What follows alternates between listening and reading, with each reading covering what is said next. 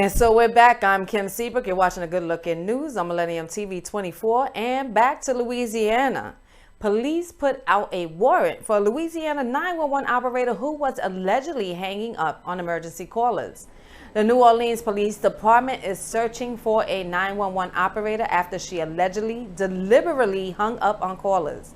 On Thursdays, officials announced in a statement on Facebook that they have obtained an arrest warrant for Precious Stephens on charges of malfeasance in office and interfering with an emergency communication. The police department revealed the 911 operator was allegedly disconnecting 911 calls deliberately without obtaining necessary emergency information or relaying such emergencies to other dispatchers for aid while working with the Orleans Parish Communications District. Officials say a report was taken on August 23rd, and as of Thursday, Stevens still remained at large. The intercepted calls occurred during Stevens' shift on August 20th and August 21st. Police told NOLA.com that in a statement, that she was fired from her job and her superiors reported her to police, according to the outlet. The district has and will continue to cooperate with the investigation into this matter and is dedicated to providing any and all assistance to the aid and efforts. So in Louisiana, she committed by a public officer, or public employee carries a sentence of up to 5 years in prison or a fine up to $5,000 or both. Police are asking anyone with information on Stevens' whereabouts to call 504-658-6030.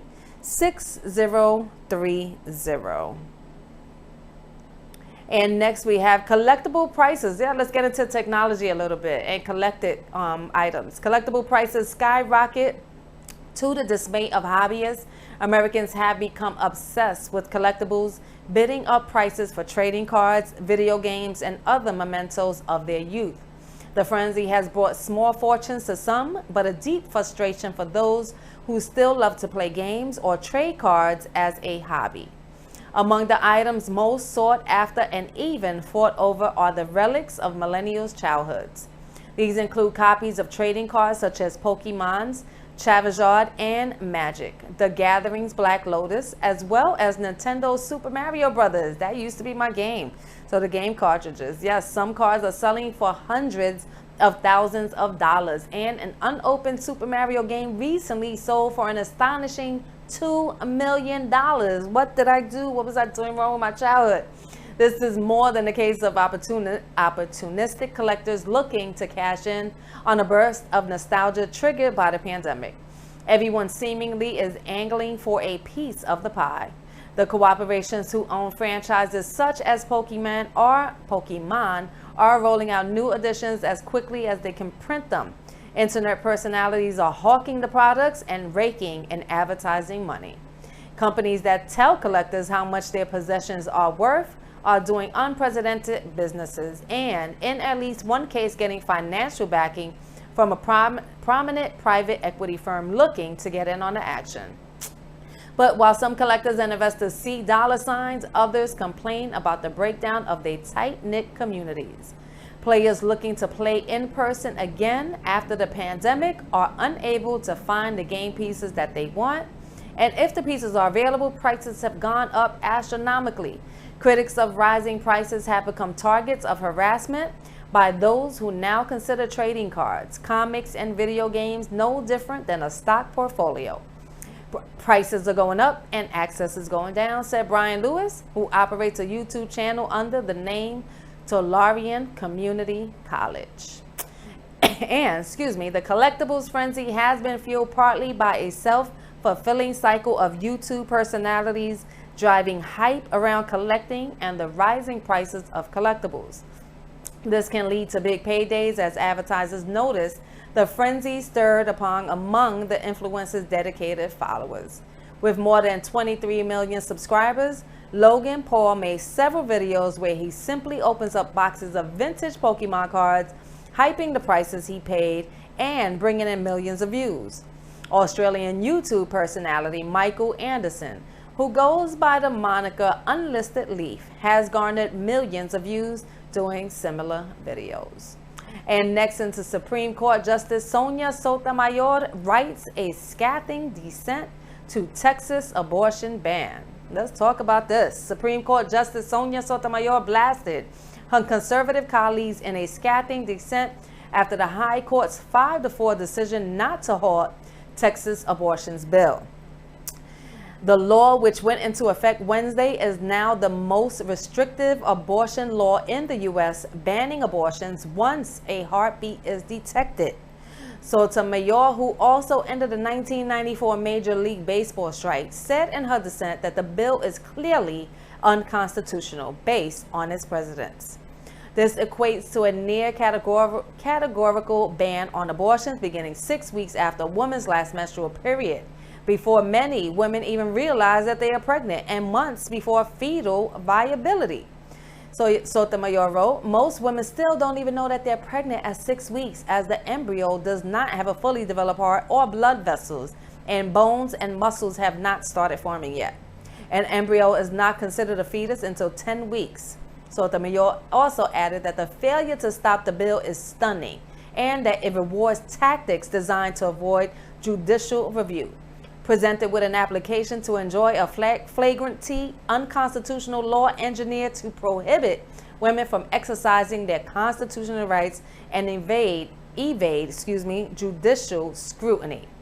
Sotomayor wrote, a majority of justices have opted to bury their heads in the sand. Abortion rights groups agree with the justice that 85% of abortions occur after the 6-week deadline, and the bill will prohibit all abortions and force many abortion clinics to cease operations. Additionally, the bill allows private citizens to sue abortion providers or anyone who helps a woman get an abortion, including anyone who even escorts a woman to an abortion clinic or helps to pay for the procedure. This is incredible. If a plaintiff is successful, they are entitled to at least $10,000. Sotomayor didn't stop there, adding the Supreme Court failed the legal system and the women of Texas. The act is a breathtaking act of defiance of the Constitution, of this court's precedents, and of the rights of women seeking abortions throughout Texas, she continued. The court should not be so content to ignore its constitutional obligations to protect not only the rights of women, but also the sanctity of its precedents and the rule of law.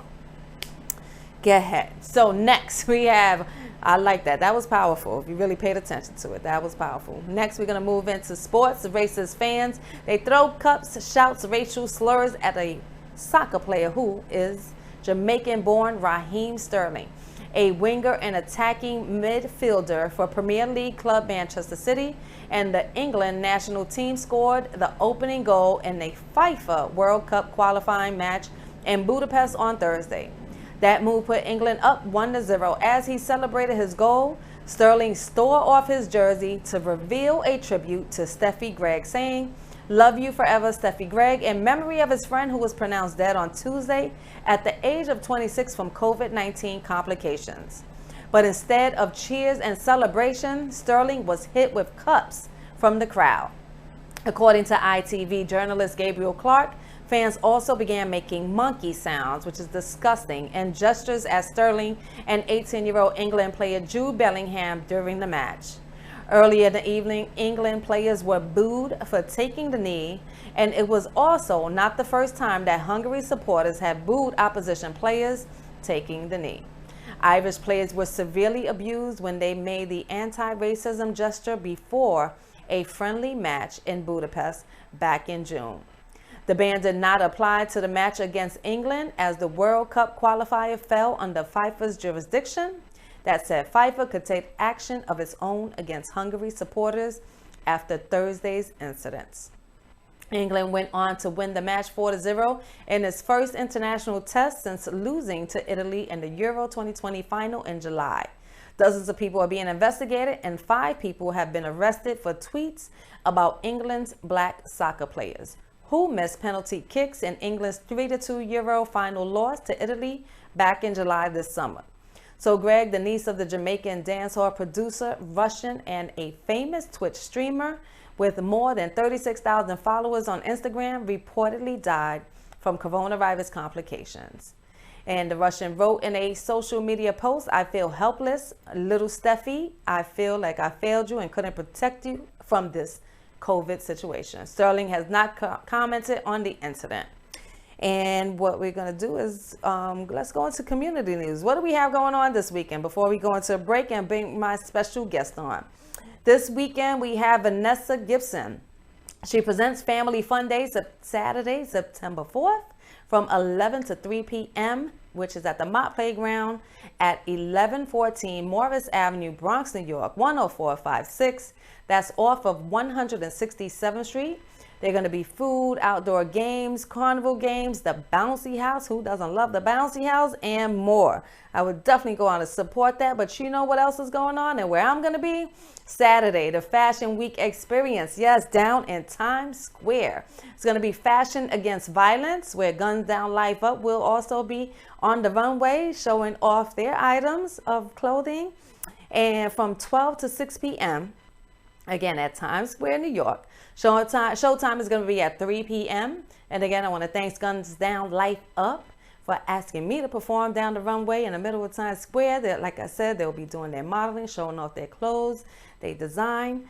And yes, so what we're going to do, we're going to come right back with my guest, Monique Burkhalter. And I'll be right back. I'm Kim Seabrook. You're watching Millennium TV on the Good Looking News.